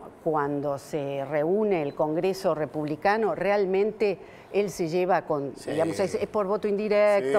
Es candidato. Pero hay que ver si después él puede con Hillary. Hasta acá, mira, de lo que era hace 6 meses atrás decían que no llegaba. Hay que ver si no se fractura el Partido Republicano. Lo más probable, digamos, que haya surgido Trump ya muestra una fractura. Es ¿Y si le ganan los dos después? ¿Qué dos? No, hay una posibilidad. El voto se fractura, hay una posibilidad de que los dos representantes jóvenes y latinos, Ted Cruz, gobernador de Texas, y Marco Rubio, senador de Florida, vayan en una fórmula para contrarrestar esos votos. Todos decían que no ganaba Menem. Bueno, Ibarra, hasta acá, escuchaste a Eduardo, los mató. Sos el único para defender la posición. Yo voy a sintetizar tomando una sola cosa que dijo. Se puede discutir o opinar sobre esto de la herencia. Macri es muy siempre la herencia recibida. Con eso Kirchner también lo hizo. Está bien. Ahora, lo que nadie puede discutir es cómo estaba el país en el 2003, después de la crisis 2001-2002, y cómo estaba ahora. Entonces, hay No. 2001, 2002, entró en el 2003. Espera, entró en el 2003. Espérame, entró en el 2003. La baña dual. Entró en el 2003, muy bien, por eso. Entonces, esa era una situación dramática de la Argentina. Muy bien. ¿Cómo está ahora? Ahora podemos discutir matices, lo que fuere. Pero la herencia era en aquel entonces. Y después, vinculado con el tema Nisman, me parece que todos tenemos que ser prudentes. Todos. Yo lo dije desde el primer momento, cuando se salía con las distintas posiciones. No podemos llegar a una conclusión por lo que sentimos o por la conveniencia. ¿Todavía dudas de que podemos tener... Hay diferentes posibilidades. Mirá que y la el verdad... el gobierno ya no duda. A ver, Parrilli, más allá de esto que se pasó, también dijo exactamente lo contrario. Y lo que diga tampoco me compromete. Tendría que ir en cana por falso testimonio. Tampoco, no declaró ante un juez, pero tampoco me compromete, tengo opinión propia. Y lo que digo es que hay que ser prudente, porque efectivamente le podrá gustar a muchos lo que se hizo no en la causa, lo que fuere, pero hay una parva de prueba para un lado y hay opiniones de otros que son fundamentalmente los creyentes para otro. Entonces me parece que hay que ser prudentes. ¿Por qué?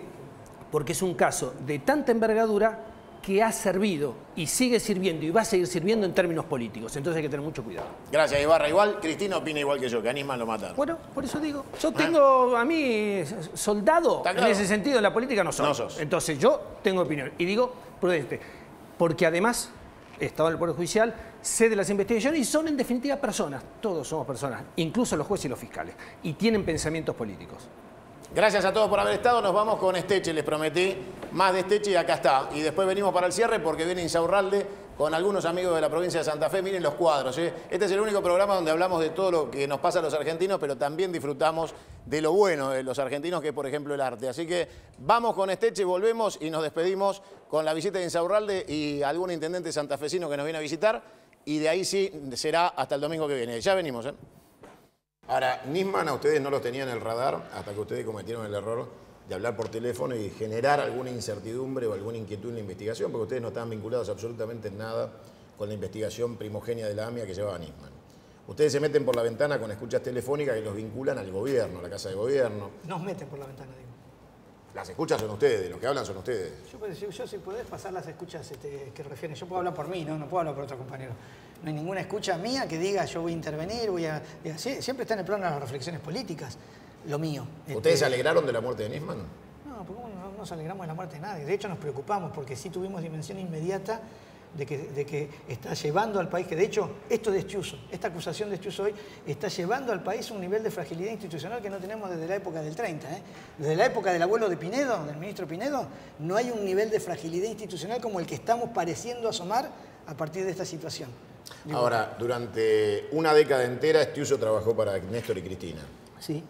Y ustedes en ese contexto no lo consideraban... Nosotros fuimos víctimas de esas operaciones, yo estuve perseguido en el 2004, preso en el 2007, preso en el 2014. En este contexto, ¿a vos te preocupa el futuro de Cristina? ¿Qué opinas de Cristina Kirchner?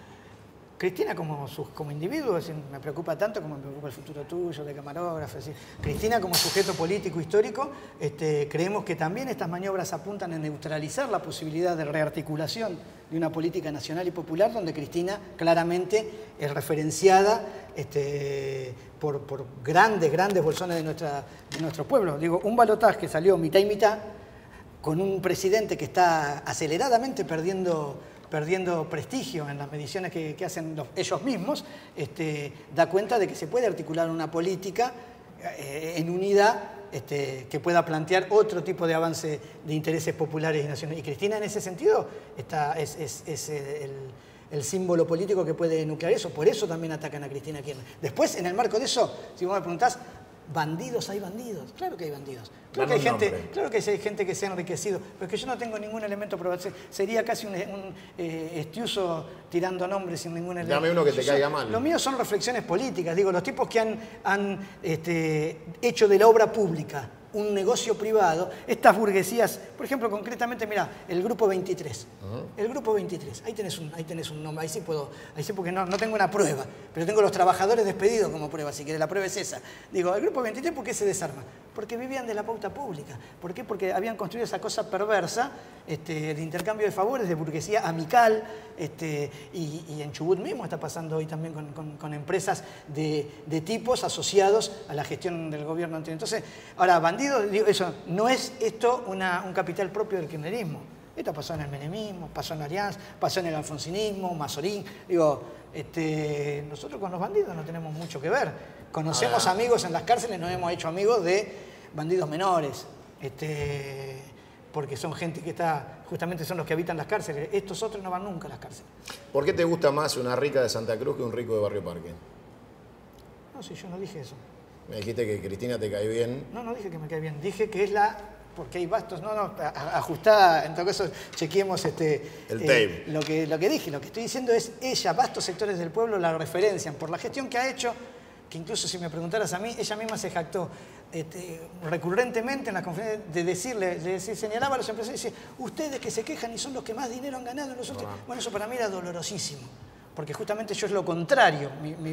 Bueno, ahora, no puedo negar que muchos sectores, la construcción de subjetividad, incluso de derrame, para mí no alcanza el derrame, pero muchos sectores se vivieron mucho mejor. Veníamos de una economía de la penuria y hay sectores que se integraron a la economía formal, que se integraron al consumo, que empezaron a poder amasar un sueño. Esos sectores referencian en la experiencia del kirchnerismo, como en otro momento fue en la experiencia del peronismo, referencian la posibilidad de realización frente a un gobierno que los echa, que los persigue, que les niega, los invisibiliza, les niega, los repudia hasta culturalmente. Digo, eso es lo que pasa y yo hago política con eso. Yo prefiero estar del lado de la gente. Si me preguntás, yo prefiero estar del lado de la gente, sin perder de vista y en medio de la gente saber quién es quién. Nosotros siempre hemos sido, por eso te puse las fechas, nosotros hemos sido críticos de la política, por ejemplo, de paritarias en educación, por ejemplo, de la megaminería, del proceso de la asociación con Grobocopatel, el proceso de sojización, de los puertos secos o la privatización de aduanas, saludamos la nacionalización de YPF y repudiamos fuertemente el acuerdo con Chevron. Nos permitimos opinar en el marco de un juego político con las limitaciones que tiene una expresión como la nuestra. ¿Nunca fueron funcionales a la CIDE? Yo creo que la teoría de leer la política desde la idea de la funcionalidad es peligroso porque todo en algún punto hay intereses concurrentes de distintos sectores que hacen que entonces eso sería decir, el 20 de diciembre fue funcional a Duhalde. Entonces sería decir, los mártires del 20 de diciembre, pibes que no tenían nada que ver con Duhalde, el Pocho Leprati, fue funcional a Duhalde. Entonces tiene ese peligro eso, porque Duhalde, claro que le servía el 20 de diciembre, a los sectores populares también nos servía. Y no es que hubo un acuerdo oscuro. Entonces la teoría de la funcionalidad yo la sacaría y diría, seguramente hubo muchos momentos de la historia donde concurrieron intereses de sectores antagónicos en los que se expresaron y se potenciaron la política, incluso muchas veces mucha visibilización política tiene que ver con algún interés de alguien. Cuando aparece una marcha nuestra súper visibilizada, ¿qué es? ¿Que hicimos buena prensa o que a alguien le interesa mostrar algo? ¿Y para qué quiere mostrar algo? Entonces, digo, uno convive con ese juego de la política permanentemente. ¿Por qué Estiuso habría matado a Nisman, según ustedes?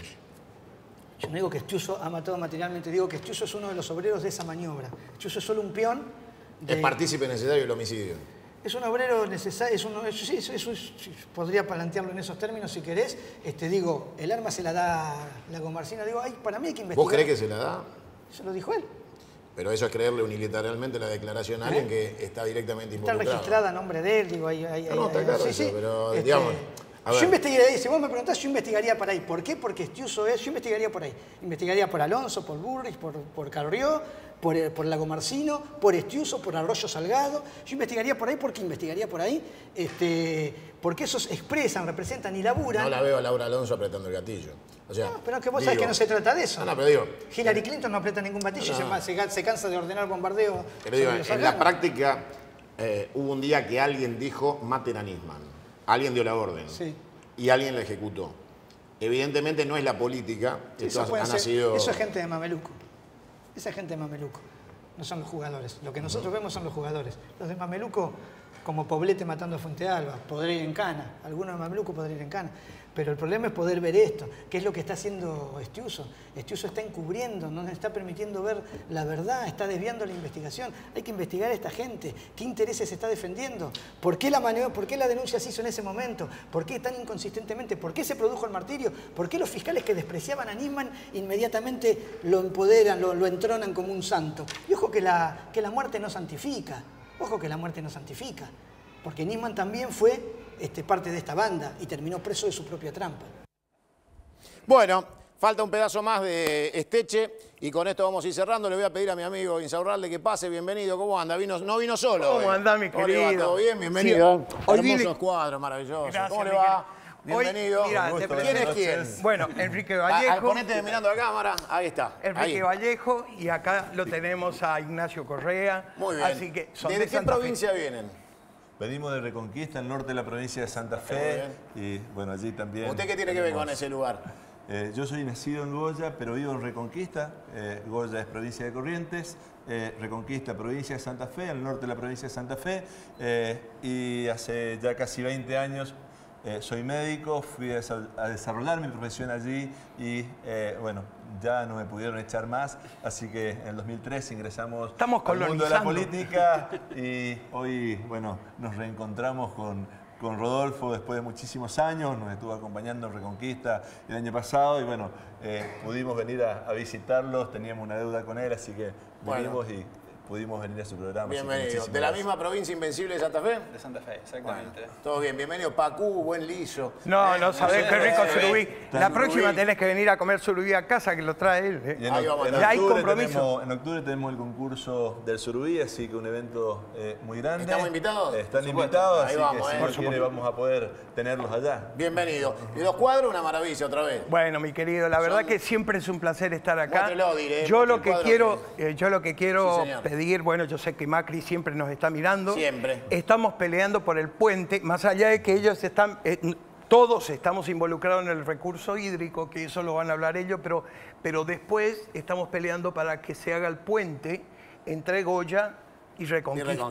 Porque bueno, es el mejor... Dijo Macri construir puentes, ¿no? Sí, hay que construirlo. Hay un proyecto ejecutivo terminado. ¿Tenés el uno? El CFI llevó adelante Te voy a el desafiar año algo. 2009. Tráemelo acá. Terminó el proyecto ejecutivo.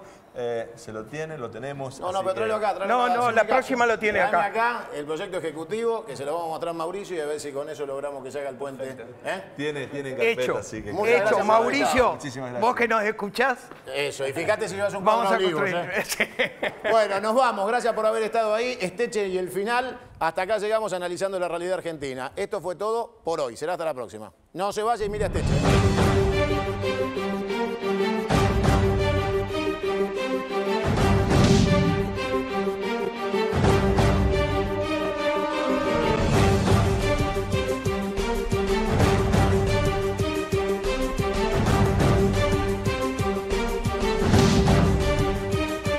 ¿Por qué ustedes, digamos, soportaron o toleraron el accionar de Milani, que los escuchaba, los miraba, los seguía a ustedes, a mí, a Nisman? No soportamos, nosotros lo repudiamos. Todo lo que sea tarea de inteligencia interna, nosotros la repudiamos, la despreciamos. Lamento, estoy mirando justo una foto a tus espaldas de la señora Bonafini, lamento la tapa del periódico de Madres con el primer plano de Milani. Yo no lamento eso, no lo saludo, nosotros no saludamos, no nos tendrías que involucrar en todo lo que es la reproducción retórica fanática del kirchnerismo, porque no somos eso. No lo son. El problema es cuándo se nos escucha o no se nos escucha, pero si revisás nuestras declaraciones no tenemos nada que ver con eso. Si eso quiere que vos seas Jorge Baños, está claro que dice que Bracho se le mete violencia, lo mataron, el problema que tiene Estiuso es que no somos eso. Son un grupo extremo con capacidad de matar, con la frialdad como para considerar la muerte como un efecto colateral de la política. De ninguna manera, nosotros justamente en esa lógica, si eso fuera así, nosotros somos exactamente lo contrario. A nosotros nos duelen las muertes, nos duelen nuestros compañeros. La última, y cerramos y te agradezco el tiempo. ¿La ves a Cristina presa? ¿Te ves involucrado en una cadena de judicialización y detenciones para sostener, digamos, la idea de un enemigo a partir del macrismo? O sea, ¿ustedes son objetivos judiciales? Esteche tiene que estar preso, hay que ir tras Cristina, hay que meter en cana... Yo no totalizaría en el macrismo, creo que hay algún sector brutal, desde Brutus, que tiene esta idea. Creo que si avanzan en este sentido vamos al abismo. Me parece que hay límites que nuestro pueblo... ¿Hablaste de derrocar el gobierno vos? En algún momento hubo declaraciones públicas como que habían nacido de vos de...